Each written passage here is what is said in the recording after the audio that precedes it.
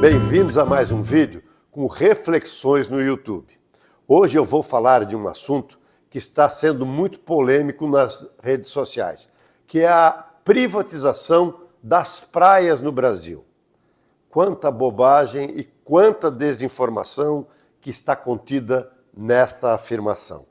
Mas antes de falar sobre esse assunto, eu quero convidar você a se inscrever no meu canal, acionando aqui o botãozinho vermelho de inscrição aqui embaixo e apertando o sininho aqui em cima para receber notificações de novas postagens. Antes de tudo, eu quero dar uma explicação. O Brasil tem 8.000 quilômetros de áreas costeiras, ou seja, 8.000 quilômetros de áreas litorâneas. Tem várias cidades, inclusive capitais, como Florianópolis, São Luís do Maranhão, Vitória no Espírito Santo, que são ilhas. Tem também ilhas fluviais, tem lagoas e tem rios que são permeados por construções nas suas margens. Todos esses imóveis, quando estiverem dentro de uma linha que foi calculada lá no ano de 1831, como a linha média da pré-mar, ou seja, da maré média de 1831 até 33 metros avançando em relação ao continente, essas áreas são consideradas como terras da União, ou seja, são terras públicas. Contudo, por uma série de legislações, as pessoas, ao longo desse tempo, puderam requerer e obter a ocupação, o foro, o arrendamento e a cessão dessas áreas.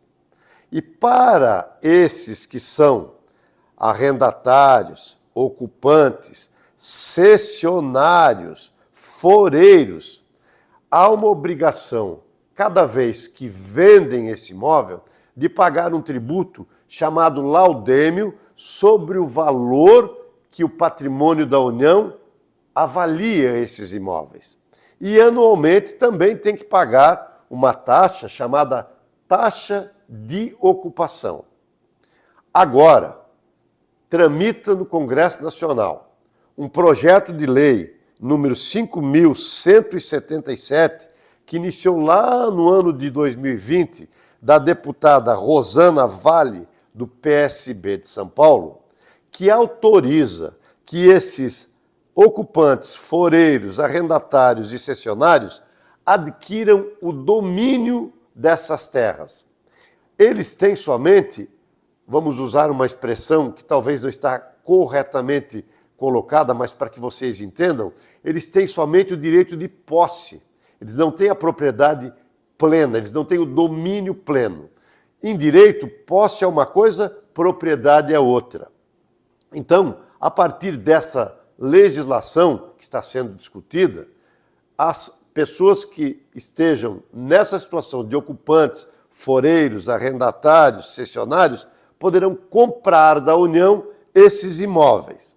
São cerca de 500.000 imóveis, terrenos, casas, apartamentos, que são de propriedade da União.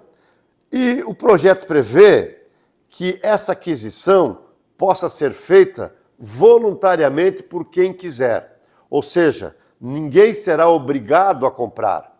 Quem quiser comprar, pode comprar pelo valor que a União for estabelecer em até 180 meses, com taxas de correção pela Selic, mais juros de 4,5% ao ano.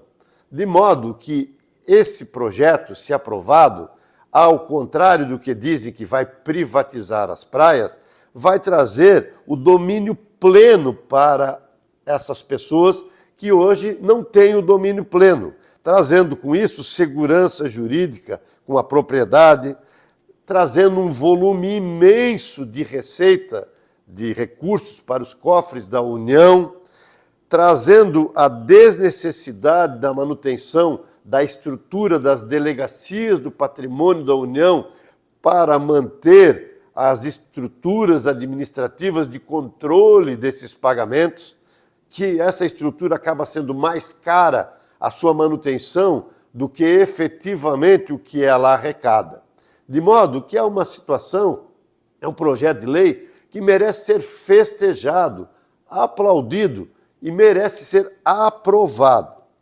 Como eu disse, quem não quiser comprar, fica como está. Continua pagando o laudêmio sempre que vender e continua pagando a taxa de ocupação ou de aforamento anual estabelecida pelo Estado, pela União. A grande pergunta que as pessoas fazem é: e quem tiver terras e queira depois vender, vai poder vender? Claro que vai poder, ele vai ter a propriedade plena, sem necessidade de passar pela burocracia da Delegacia de Patrimônio da União. E os entes públicos, por exemplo, os municípios, os estados federados, as empresas públicas que tiverem terras no âmbito do domínio da União, que forem consideradas terras de marinha, na beira do mar, na beira das lagoas, na beira dos rios, eles também terão que pagar? A resposta é não.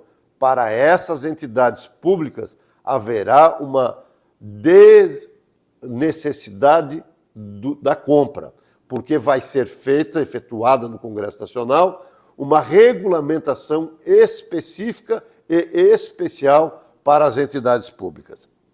As praias, portanto, seguirão sendo, por determinação pétrea, ou seja, imutável da Constituição, de acesso livre e ilimitado a todos os brasileiros e brasileiras, com garantia de acesso sem nenhuma espécie de óbice. Portanto, não se trata de privatização das praias. Essa argumentação é fruto da ignorância. Não me levem a mal, porque eu estou usando a ignorância no verbo e não no adjetivo. São pessoas que ignoram os fundamentos básicos da legislação que regula esses patrimônios, esses imóveis, e que acham que com isso vai haver uma forma de se privatizar e se impedir o acesso livre e sem nenhuma restrição das praias. As ilhas marítimas e fluviais, como Florianópolis, São Luís do Maranhão, Vitória do Espírito Santo, são imóveis da União. Porém, aquelas propriedades que estiverem na linha de 33 metros da pré-mar da medição de 1831, também poderão adquirir as suas propriedades. Não poderão ser objeto de aquisição alguns imóveis específicos, como, por exemplo, áreas de preservação ambiental permanente, como parques privados, reservas florestais públicas ou privados, parques públicos, áreas onde o parcelamento do solo é proibido por lei, terrenos com vedação legal, como áreas de segurança nacional, áreas do patrimônio histórico nacional ou outras áreas devidamente identificadas pela legislação. Então, os 500 mil proprietários desses imóveis poderão, a todo tempo, ter a propriedade definitiva, se assim o quiserem.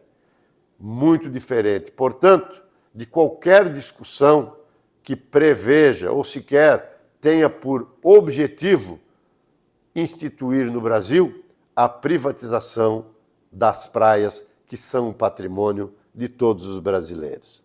Eu renovo o convite para que você se inscreva no canal, aperte o sininho e, se ficou alguma dúvida ou tem algum comentário, deixe que eu vou procurar responder a todos com toda atenção.